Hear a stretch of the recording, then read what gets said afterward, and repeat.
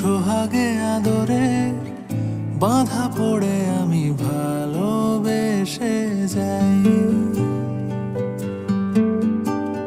স্মৃতির সাগরে ডুবে গিয়ে আমি ভালোবেসে যাই।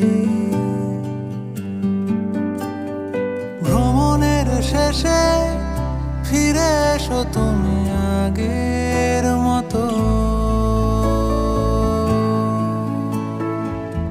কেউ বসে আছে তোমার অপেক্ষা।